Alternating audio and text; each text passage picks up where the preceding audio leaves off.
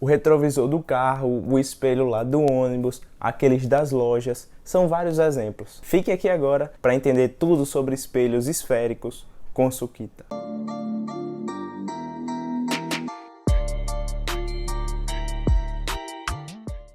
E é isso aí, é um assunto muito bom. Tem que tomar um pouco de cuidado porque às vezes quando chega as contas começa a pegar a questão dos sinais, mas tudo fica muito fácil quando a gente entende toda a teoria que está por trás dos espelhos esféricos. Então vamos aqui agora já começar a diferenciar.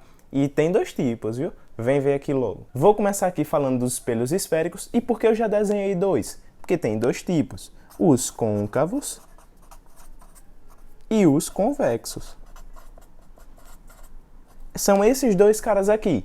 No espelho côncavo, ele é desse tipo assim, nosso objeto fica bem aqui, bem dentro dessa conchinha.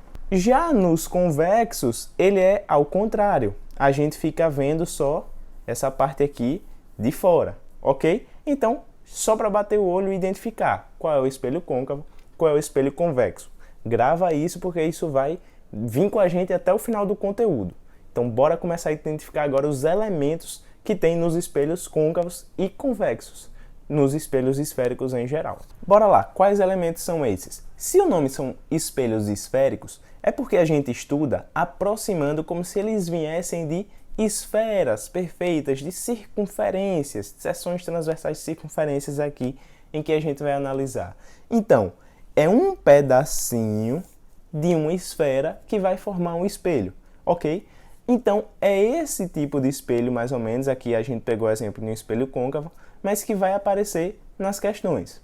Nesse espelho, a gente vai sempre botar um eixo principal, que é sobre ele que a gente vai posicionar os objetos, e já aparecem algumas letrinhas aqui. Esse C é o centro do espelho. O centro do espelho é justamente o lugar em relação ao qual eu vou puxar uma distância até a circunferência, até a esfera que forma o espelho, e eu vou ter o raio. É justamente como se fosse a nossa esfera, que ela tem um centro, aquela mesma definição. Então esse é o centro. Aí tem o vértice. O vértice é justamente esse pontinho aqui da ponta do espelho, em que o espelho cruza com o eixo principal. Do centro até o vértice, perceba que é a distância de um raio. Tá vendo? E aí aparece essa letrinha F aqui no meio, esse F maiúsculo, que é o foco. O foco, ele está no meio certinho do centro e do vértice. Veja que ele é dividido por essas distâncias iguaizinhas a F minúsculo, que a gente chama de distância focal. Então esse Fzinho é a distância focal do espelho, o R é o raio de curvatura do espelho, ok? O C é o centro, o foco e o vértice. Esses são os elementos que você precisa saber já para a gente começar a estudar os espelhos esféricos. E agora chega uma parte boa. Vamos estudar os raios principais. Aqui pode vir raio de qualquer lado, de vários jeitos, só que é muitas possibilidades e muitos jeitos da gente começar a identificar para onde é que ele vai ser refletido. Aqui valem aquelas leis da reflexão. Então, I igual a R. A gente puxa uma reta normal, mas a gente identifica aqui alguns raios, os raios mais famosinhos ali, para a gente lembrar bem deles, ok? São os raios principais. Esse é o primeiro raio principal aqui, ó. Raio que incide paralelo ao eixo principal, reflete passando na direção do foco principal. Então, esse é o primeiro raio principal aqui. O inverso também vale. Raio que incide na direção do foco principal, reflete paralelo ao eixo principal. Então, esse é o segundo raio principal que a gente identifica. O terceiro está aqui, ó. Veja que eu só estou pegando espelhos côncavos como exemplo, mas vale também para os convexos. Raio que incide na direção do centro de curvatura, reflete passando por ele mesmo, reflete passando pelo próprio centro de curvatura.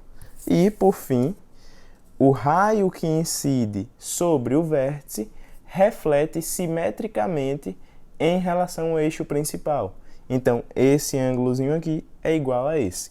Então, esses são os raios principais que a gente adota. Já para não ficar dúvida, ó, vale para espelhos convexos? Vale. Olha aqui um dos raios. Raio que incide na direção do foco principal, reflete paralelamente ao eixo principal, e raio que incide na direção do centro de curvatura reflete sobre si mesmo. Então esses são os raios principais que a gente precisa identificar na hora da construção das imagens. Mas a gente não vai ficar pegando 2 a 2 desses raios para ficar criando imagem por imagem, situação por situação.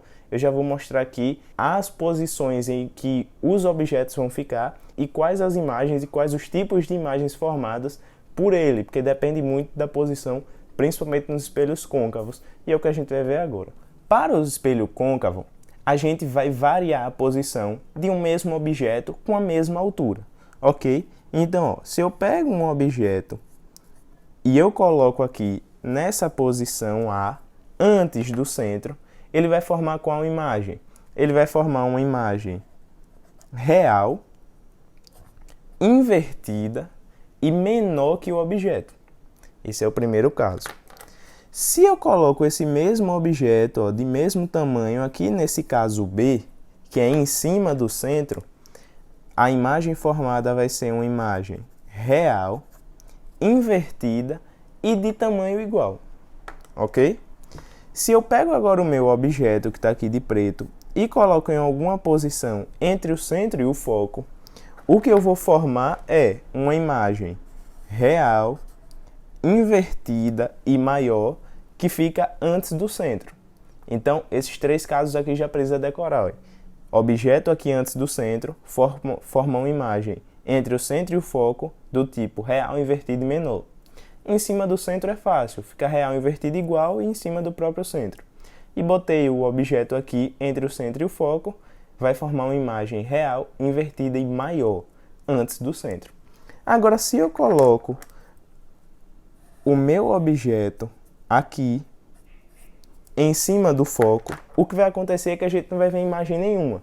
Por quê? Porque a gente diz que a imagem se formou lá no infinito, ou seja, diz que é uma imagem imprópria ou ela se forma lá no infinito.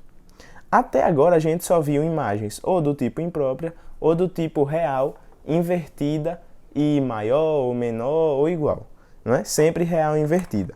Mas quando a gente traz o objeto para essa posição entre o foco e o vértice, aí a gente registra a formação de uma imagem o quê? Virtual, que agora está dentro do espelho, direita e maior. Então é o espelho de ampliação. Veja, sempre que eu tenho imagens reais, eu preciso de um anteparo aqui para a gente conseguir enxergar. Quando eu tenho imagens virtuais, eu não preciso de anteparo. Então esses são todos os casos de formação de imagem dos espelhos côncavos. Bora ver agora dos convexos, que é bem simples, é um caso só. Para os espelhos convexos, se eu tenho aqui um meu objeto, eu vou formar uma imagem nele que vai ser do tipo virtual, direita e menor. Então é um espelho que deixa todo mundo pequenininho. É o espelho que está lá no retrovisor do carro para aumentar o seu campo de visão. Então só tem esse caso nos espelhos convexos.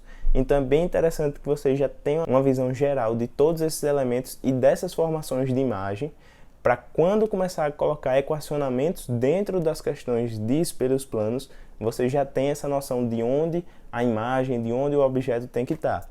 Então, por enquanto é só isso aqui. E se você gostou desse vídeo, já deixa o like aí, lembra de se inscrever no canal e ative o sininho para receber as notificações. Não esquece de compartilhar esse vídeo e valeu!